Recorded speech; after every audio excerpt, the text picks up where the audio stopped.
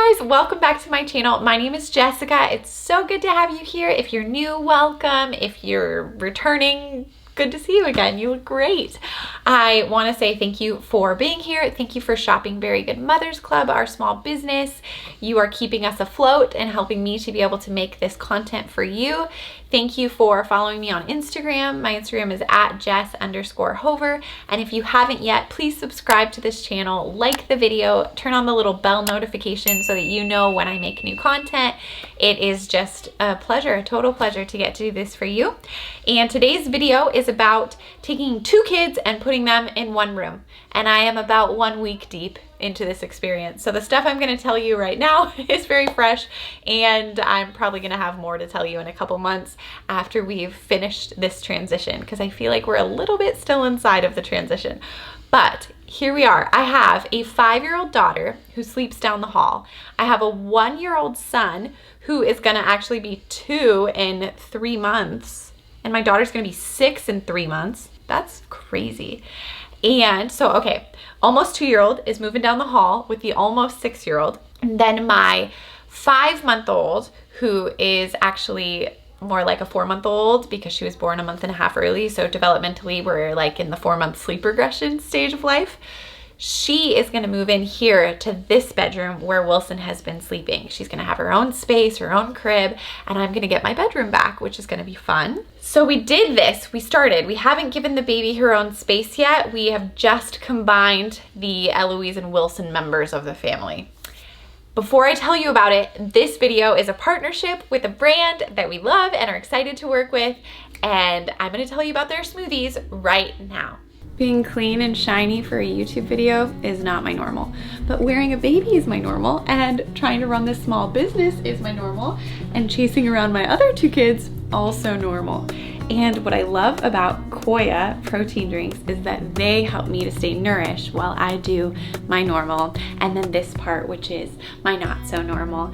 These drinks have 18 grams of plant protein, only 4 grams of sugar, which is so good. They're dairy-free, soy-free, non-GMO. They also have keto-friendly drinks, hydrating smoothie drinks, and I like their coffee-flavored ones. They have coffee drinks as well. If you go to drinkkoya.com, you can order your own protein drinks, and if you use promo code Jess at checkout, you'll get 20% off your order of Koya protein drinks.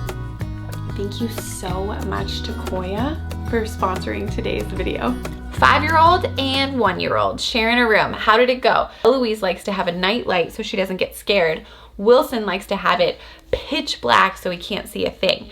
So we plugged in a little nightlight for Eloise, and I think that threw Wilson off a bit later in the night, because then when he woke up, he saw the light, he saw his sister. I think he was pretty excited, and he got unsettled. He ended up crying for us, needing us to come help him, and then that woke Eloise up, and she ended up in my bed. So not the best, but I do think that's probably normal. Maybe other kids, they sail right into room sharing without any of that stuff. I anticipated that we might have a couple nights of something like that, so I was right. We had Eloise in our room that first night. The second night, we darkened the little nightlight that we had plugged in for Eloise. They do have a sound machine. That we had the sound machine like normal, and I think the second night went good. Wilson slept through the night, and Eloise did good too. Then we had some fine nights, but last night, I think Wilson was teething or something. Either his tooth hurt or his ear hurt. I can't really tell because he's rubbing this part, and I'm just not a professional at all that stuff. But he woke up crying. He woke Eloise up crying. They woke me up. I was afraid it was going to wake the baby up. The baby woke up. She was crying. I wanted to cry. So that was a little tricky. Sean jumped in, saved the day. We moved Eloise to another room and let her sleep in this room, in that crib. Actually, she slept the night in a crib. So for those of you who have read me saying you're concerned about me putting my kids in a crib, if you saw my Insta story, I said that somebody wrote me concerned that I keep my kid in a cage. That's what they called my crib. Anyway, so I kept my 5-year-old in one last night, and then my 1-year-old was in the room down the hall. I really tried not to move him out of that room back into this room because I want him to have a smooth transition in there. So that's what we did. We left him in there for the night, and he's now napping in there, no problem. His naps were really easy to adjust to. It's just the nighttime sleep thing that's been a little bit tricky. The other piece that is interesting is that Wilson wakes up before Eloise does and goes to bed before Eloise. So it's shifting our schedule now a bit because Eloise is waking up earlier because Wilson is waking her up, being really cute and excited and standing at the crib being like, Eloise, Eloise. So it wakes her up, and now she's having to go to bed earlier at night, which I actually don't mind at all, but that's just a shift.